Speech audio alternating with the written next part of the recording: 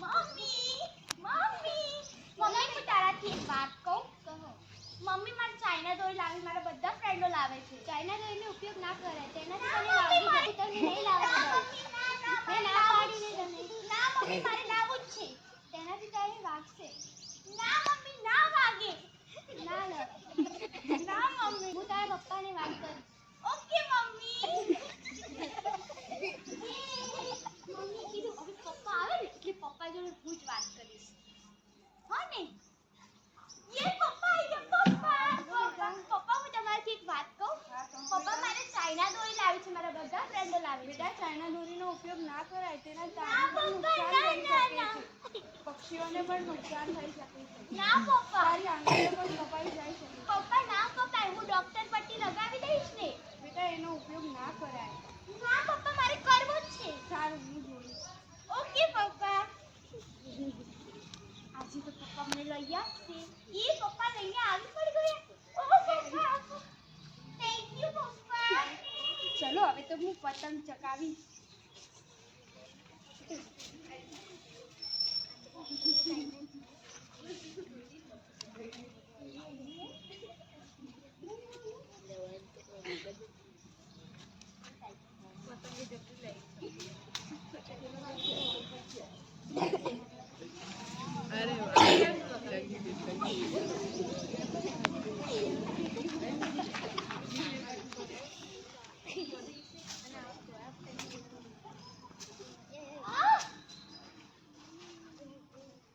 મારા કારણે આ દીદીને વાગી ગયું. હવે હું શું કરે? આ તો જયનીશા દીદી છે.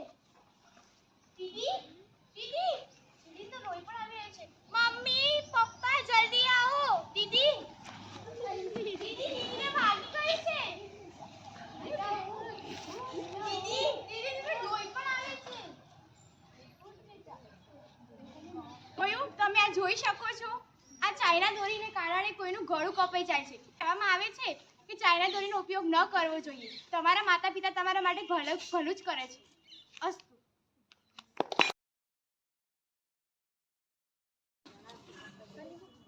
દેખો આપણે ચાઇના દોરીનો ઉપયોગ ન કરવો જોઈએ. તમે જોયું ને, એક વિદ્યાર્થી હતો જેણે તેની મમ્મીને પૂછ્યું કે ના ચાઇના દોરી મારે લેવી જ છે, પણ તારી મમ્મીએ તેને ના પાડી તો પણ તેને તેના પપ્પાને પૂછ્યું તો પણ તેને લઈ આપી, તેની જીદને પૂરી કરી. પણ ના કરવી જોઈએ. ચાઇના દોરીનો પહેલેથી જ ઉપયોગ ન કરવો જોઈએ, જેનાથી પક્ષીઓને પણ નુકસાન થાય છે અને તમારા હાથને પણ નુકસાન થાય છે.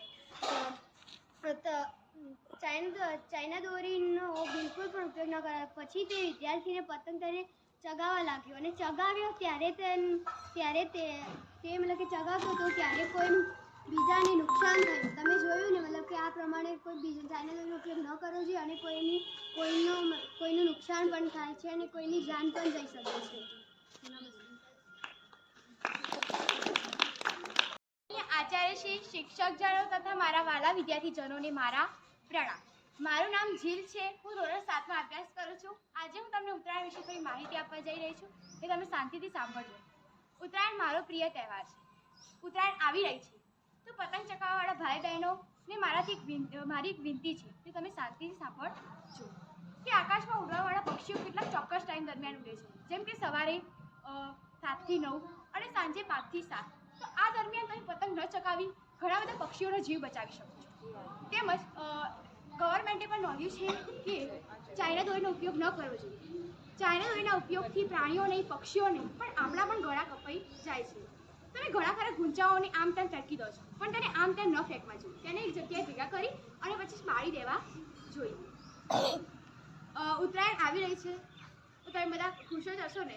અને આપણે ઉત્તરાયણનો સાચો મતલબ સમજવો જોઈએ. આપણે પક્ષીઓને કોઈ નુકસાન ન પહોંચાડવું જોઈએ.